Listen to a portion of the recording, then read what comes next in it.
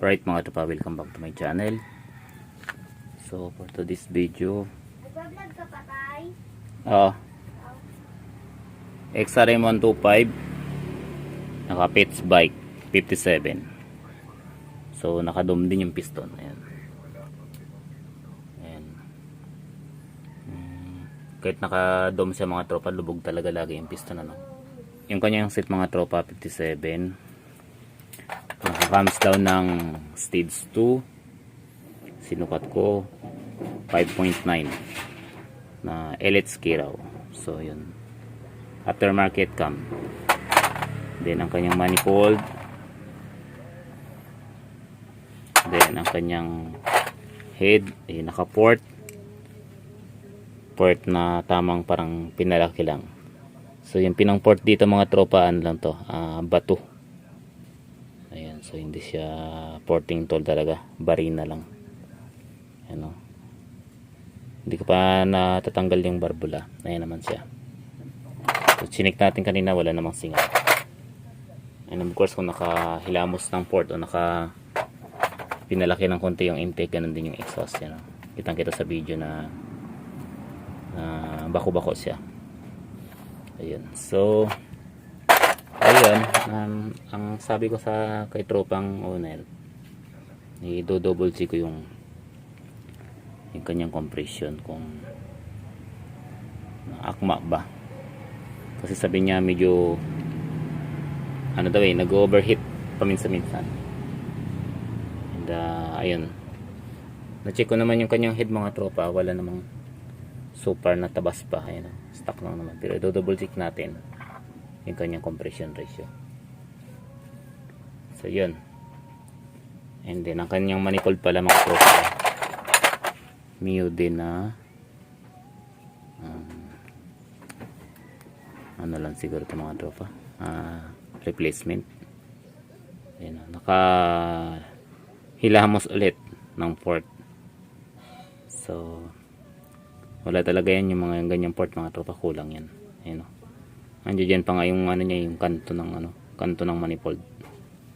Tapos ang kanyang carb naman 28 na kihin. Ayaw ko kung anong klaseng kihin to, pero yung kanyang piston mga tropa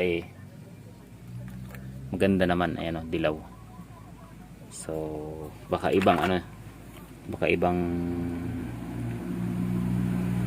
brand ng kanyang piston dito sa kanyang katawan. Then na-check natin yung kanyang mga tropa, ang kanyang G-Tanks nasa 115 lang. 115 na 115. And then yung kanyang slow jet naman, wala nang number kasi plies yung pinang bubukas. So yun ang sinasabi ko mga tropa, kapag wala talaga tayong gamit, yung hindi tools, yung hindi proper tools yung gamit natin, ganun yung mangyayari. So yun, ngayon ang una ko muna gagawin mga tropa ay magpo-port muna ako. After ng port ko, to double check natin yung kanyang compression kung tama ba. And then dito sa kanyang issue naman sa side crank mga tropa, yung kanyang gasket, or yes, yung kanyang gasket natagas yan, yung part na yan, yung part na to doon sa left side. Tingin ko putol yung gasket. Siguro nag shortcut si tropang gumawa nito,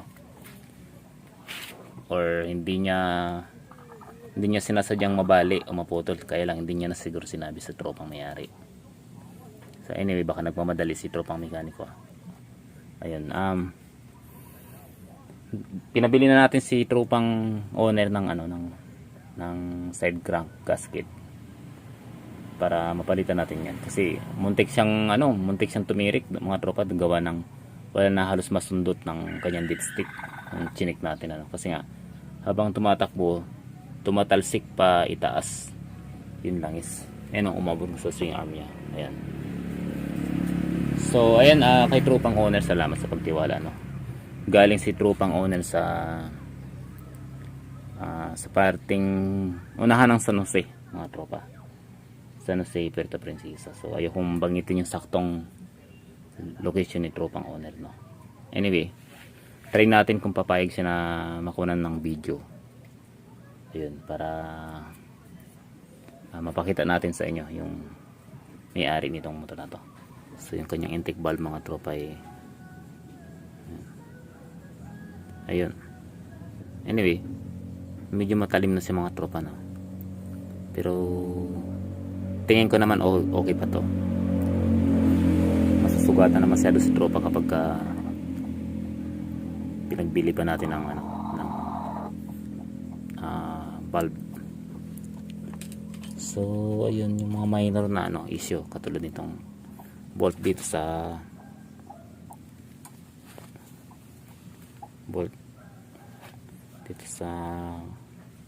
kanyang rotator, mga tropa. Ayan, palos thread na, ayan, itong isa, yan. So dapat hindi na umabot sa ganito, mga tropa, dapat papalit na yan. So hindi na natin siya kukontakin dyan, bibilan ko na lang mamaya at i-inform natin siya.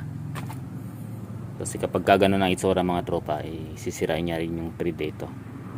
So update na lang mamaya, mga tropa. Mga tropa, update doon sa klase ng pagkakaport ng dating gumawa. Ayan, so kita nyo naman, mga tropa, medyo nasira niya yung part na yun, ayan, pinag-practice. Anyway, tayo naman, mga tropa, hindi naman tayo magaling. Sabi ko lang sa video to kasi nga kawawa kasi yung owner. Ayan, kumaga umasa siya na maging maayos yung setup. Ayan, umasa siya na maging maayos ang setup, and then ganyan yung gagawin. Anyway, hilutin natin yan, mga tropa. Tingnan natin kung ano yung magagawa natin, no. So yun, mga tropa, sobrang nahirapan talaga tayo sa sa head na to. Hirap na hirap tayong tawag nito, hilutin yung mga bako-bako. Ayan, tingnan mo naman yung ginawa sa sa part na yan. Hukay na hukay. Sa exhaust ganun din, mga tropa. Ayan. So hindi na natin pwedeng hukayin yung mga part na maitim. Gawa ng susobra tayo. So yan lang muna, mga tropa, yung update natin, So ayun na nga, mga tropa, yung complaint ni tropang owner. One time daw bigla na lang nag-set down yung makina, namatay. So usually yung ganun, mga tropa, overheat. Ayan, talagang lumabas na yung totoo. Kita ba? Ayan, Pitts bike, mga tropa, ha, Pitts bike yung ball kit ni tropa. Nako, ayan, patay tayo dyan. Mahal pa naman itong Pitts bike na to. Okay lang sana kung kamukha lang ng iba, yung mga China brand dyan na nasa 700, 800 lang, 1,000. Ito 1,000 plus, mga tropa, kasama shipping halos 2,000. Ayan, ito, mga tropa, yung cost nito. Ito yung lagi kong sinasabi, na kapag kayo, lalo doon sa mga bago, na kapag kayo naka 57 na, huwag kayong nagtitipid sa karburador at sa G-Things. Itong gamit ni tropang owner, 28 naman siya. Ayan, kaso nga lang yung G-Things niya napakaliit, 115 or 115. Yari tayo dun. yung seat nito mga tropa naka-cams. Tapos ito nga 57. And then hindi siya naka J-Things ng maayos. Nung tinanong ko si tropang owner, kinabit lang daw yung carburetor niya na 28mm. Ito nga yung carb na to. Tapos hindi na rin chinik yung J-Things. Isang pa nito mga tropa, isang dahilan yung kailangan kapag ganitong bago talaga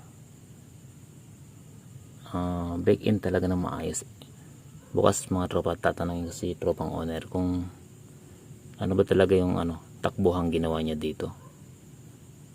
Pero nung tinanong ko siya mga tropa, hindi niya naman daw nabibirit masyado eh. Kumbaga papitik-pitik lang. Ewan ko anong klaseng pitik-pitik yun. O pitik-pitik nga, baka talagang sinasagad niya naman. Ayun. Tapos may napansin ako dito.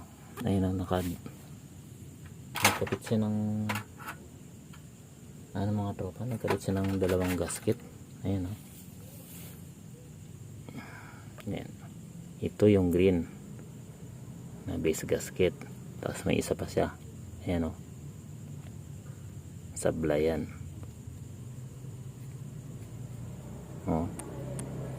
Hindi ko maintindihan bakit dinubli yung gasket.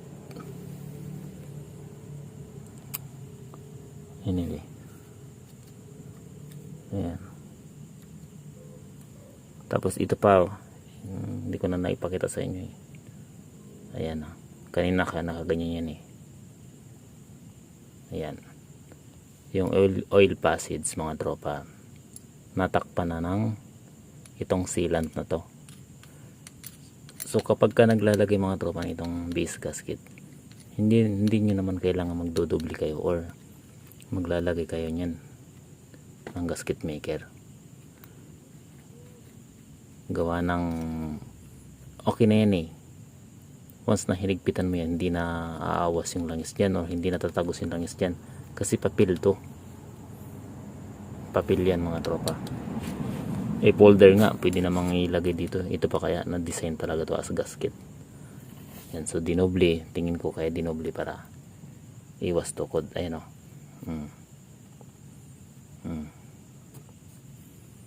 So mali ito. So yun mga tropa, kababaklas lang natin ng piston or tinanggal natin sa kanyang block, sa kanyang rod. So ayan tindi ng tama talaga mga tropa. Kawawa yung yung piston. Bagong bago to mga tropa. Ayan kitang kita naman yan. Ilang araw pa lang nangyari, ilang araw pa lang yung installed yung forkit na to. Yan na yung sinapit. So lean out talaga siya mga tropa. So, gagawa na lang natin ng paraan sa ngayon kasi para sa akin dapat papalitan na to kasi sisirain niya rin yung liner natin. So tanangin ko sa owner kung kakayanin niya mga tropa na bumili ng piston para dito. So ayun mga tropa, tayo nag play test tayo. Tingnan natin kung tutukod ba yung barbula sa piston. So as you can see mga tropa, ayan lang yung bakat nya. Ayan. Dito sa intake hindi sumayad. Ayan, so masyado pang malayo mga tropa. Ayan